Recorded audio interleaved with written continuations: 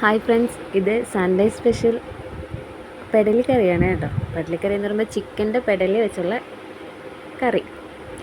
അതെങ്ങനെ ഉണ്ടാക്കുന്നതെന്നൊക്കെ നോക്കാം. ആദ്യമായിട്ട് കഴുകി വൃത്തിയാക്കി എടുത്ത പെടലി എന്നൊക്കെ ഇങ്ങനെ മാത്രമായിട്ട് മേടിക്കാൻ കിട്ടും. ഞാൻ അങ്ങനെ മേടിച്ചതാണ്. അതിന് ആവശ്യമായിട്ടുള്ള ഇൻഗ്രീഡിയൻസ് എന്ന് പറയുമ്പോൾ സവോള, ഇഞ്ചി, വെളുത്തുള്ളി, പച്ചമുളക് പേസ്റ്റ് ഇത്രയും എടുത്തതിന് ശേഷം ആ പെടലിയെ കുക്കറിലെടുത്ത് അതിലേക്ക് ഉപ്പ്, ഗരം മസാല, മഞ്ഞൾ, ഇച്ചിരി ഇഞ്ചി പേസ്റ്റ് ഇതെല്ലാം കൂടി ചേർത്ത് നന്നായി മിക്സ് ചെയ്യണം. മിക്സ് ചെയ്ത് നമ്മുടെ വെള്ളം തളിച്ച് അത് വേഗം വെക്കണം.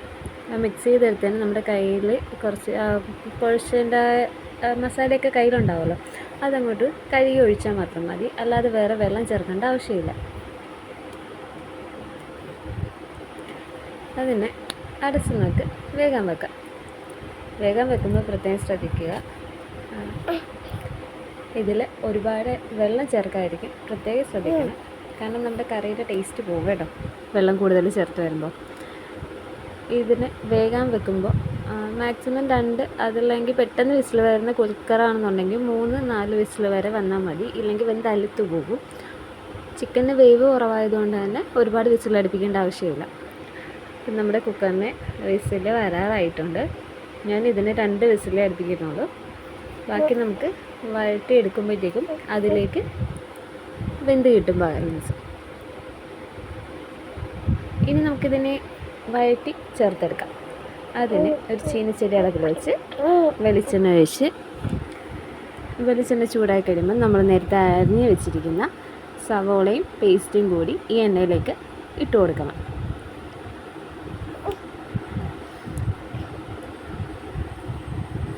കറിക്ക് ടേസ്റ്റ് കിട്ടാനായിട്ട് കറിവേപ്പില കൂടി ചേർത്ത് കൊടുക്കണം കേട്ടോ.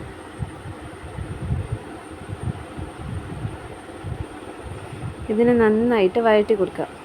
ഇതിലേക്ക് കറിക്ക് ആവശ്യമായിട്ടുള്ള ഉപ്പ് ചേർത്ത് കൊടുക്കണം. അതായത് ഗ്രേവിക്ക് നമ്മൾ പെടലി വേകാനായിട്ട് ഓൾറെഡി ഉപ്പ് ചേർത്തതാണ്, അതുകൊണ്ട് ഒരുപാട് ചേർക്കരുത്. ഗ്രേവിക്ക് ആവശ്യമായിട്ടുള്ള ഉപ്പ് മാത്രം ചേർത്ത് വഴറ്റിയെടുക്കുക.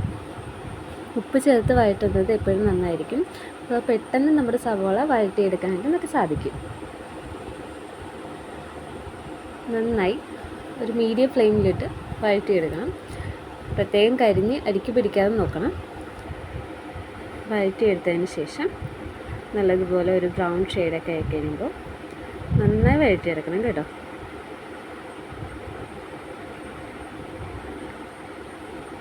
വഴറ്റി നല്ല രീതിക്ക് നല്ലൊരു ബ്രൗൺ ഷെയ്ഡൊക്കെ ആകുന്ന ഇതുപോലെ വഴറ്റിയെടുക്കണം. നമ്മുടെ സവോള ഒരുമാതിരിക്ക് നല്ല രീതിയിൽ ബ്രൗൺ ഷെയ്ഡ് ആയിക്കൊണ്ടിരിക്കുകയാണ്.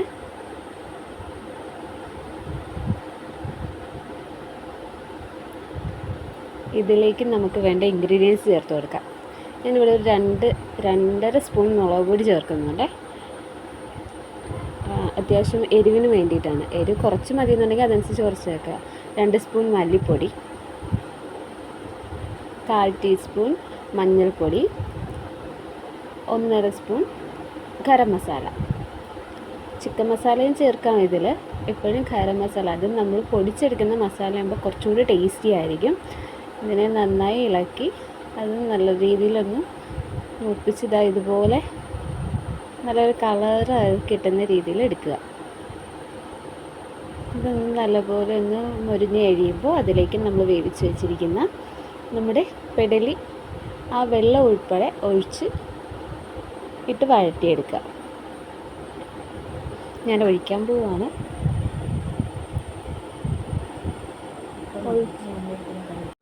ഇങ്ങനെ ഒഴിച്ച് കൊടുത്തുകൊണ്ട് നമുക്കിതിനെ നന്നായി ഇളക്കി ചേർക്കാം.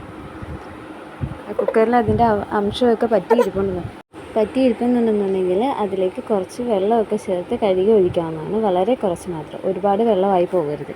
കാരണം ഓൾറെഡി ചിക്കൻ എന്ന് പറയുമ്പോൾ തന്നെ അതിൽ വെള്ളം ഉള്ളതാണ്. അതുകൊണ്ടാണ് ചിക്കൻ്റെ പെടലി ആയതുകൊണ്ട് അതിൽ ഒരുപാട് വെള്ളം ചേർക്കേണ്ടതെന്ന് പറയുന്നത്. ഇനി നമുക്കിതിനെ തിളച്ച് വേകാനായിട്ട് വെക്കാം. നമ്മുടെ കറി ഇങ്ങനെ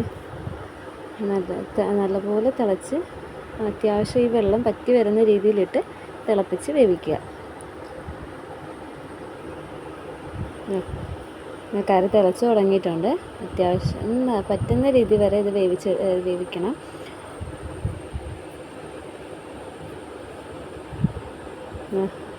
ഇത് പറ്റി ഒരു കുറഞ്ഞ രീതിയിലുള്ള വെള്ളത്തിൽ നിൽക്കുകയാണ്. ചാറ് വേണമെന്നുള്ളവർക്ക് ഈ ഒരു തിക്നെസ്സിൽ മതി എന്നുള്ളവർക്ക് ഇങ്ങനെ എടുക്കാം. അല്ല കുറച്ചുകൂടെ ഫ്രൈ ആയിട്ട് ചാറൊന്നും വേണ്ട എന്നുള്ള രീതിയിലുള്ളവർക്ക് കുറച്ചുകൂടി പറ്റിച്ച് എടുക്കാവുന്നതാണ്. അങ്ങനെ നമ്മുടെ പെടലിക്കറി റെഡി ആയിരിക്കുകയാണ് കേട്ടോ. അടുത്തൊരു വീഡിയോ ആയിട്ട് വരുന്നവരെ ബൈ ബൈ. ഇതെല്ലാവരും ട്രൈ ചെയ്ത് നോക്കുക.